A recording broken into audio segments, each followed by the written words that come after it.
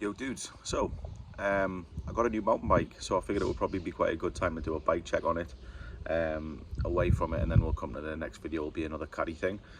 So yeah, I'll just talk you through the bike that I got, features and all that stuff, and talk about what it's like to ride compared with what I was on previously, which I had a downhill bike and I also had a trail bike, and both of them were 26. Obviously geometry's progressed since I bought both of those bikes, and also tyre wheel size has changed a bit as well. So ultra modern new bike, and let's just talk you through it. So excuse the splattering of mud, but I haven't had a chance to wash it since I rode it last, and in all honesty it's not bad enough to need doing straight away. It'll last till the next one. But let's start with the things that I've done to it first of all. So Garmin Edge 130 plus, and that's just removable, and I've got it on the other bike as well, so I can just swap that between bikes. I don't track that much when I'm riding, just time and distance really, and I think that tells me basically all I need to know. Don't go too much in depth with that. The other thing is I have a fiddle up water bottle. Obviously there's not much space here, so I wanted something that I knew would work well, and I've heard great things about these fiddle up water bottles, as opposed to the traditional mountain, which wouldn't fit, or the side mountain, which I've heard falls out quite a lot. And these are just magnetic, so literally just pop it on, it's on, and I've literally never had, can't hear it shake, can't hear it rattle, and it hasn't fell off so far. So I haven't actually ridden sort of the steeper bumpier tracks on this yet, because I'm just getting used to it still, just different wheel sizes, different geometry and everything like that. But so far that hasn't caused any issues at all, and I think it's so steady that it's never going to fall off. Basically I think it's there to sort of stay. And then the other thing as well is the pedals that I use, DMR Volts, and so they're not new, they're just carried over from a previous bike. But everything else on the bike is as it would come from purchase basically. So the bike itself is a Transition Patrol GX build. So everything on there other than the things I've mentioned is absolutely standard. It is a mullet bike, so it's got a 29er on the front and a 27.5 or 650B on the rear. And then sort of the things you get with the build kit, so it would be like brakes are SRAM code RSCs. It's got RockShop Zeb forks, a Super Deluxe shock, and then the GX drivetrain, GX derailleur. So wheels, you've got Stans No Tubes Flow, Magic Mary tyre on the front, and a Big Betty tyre on the back. And then there's obviously a super wide range of gears as well, and One Industries dropper post.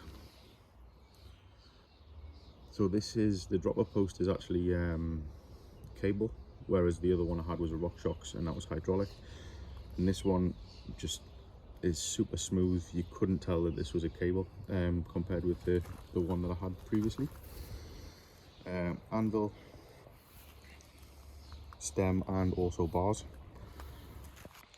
And then also I went for the blueberry colour because I just thought it was an amazing colour. Like, it looks lush when the bike's clean, especially it looks absolutely amazing.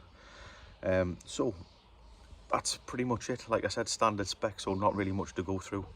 So when I first got on the and went up the forest road, I had some concerns. The front wheel felt massive, like absolutely massive. It felt like a massive disco wheel, and as well as the seating position is a lot more vertical than I think a lot of other bikes, to be honest. It just, the position felt very, very different from anything that I'd used to be riding previously. Combined with the massive front wheel, it felt like if I was on a trail it wasn't going to turn in or anything like that. So it did at first feel a bit funky, but I know that there's like a getting used to period of when you change bikes, especially such a drastic change that I took.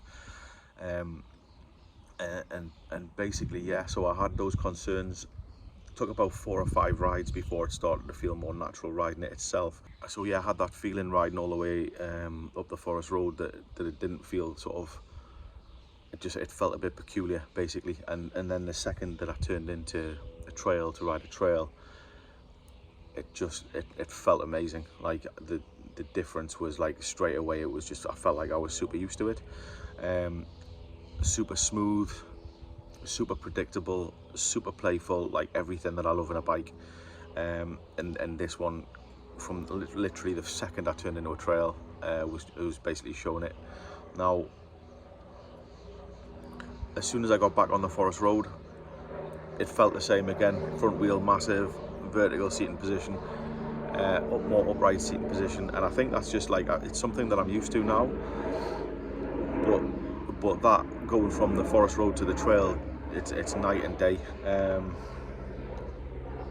So yeah, absolutely love this bike. The travel's 160 front and 160 rear, I think, or if it's not 160 rear, it's got adjustments in it to make it 160 rear.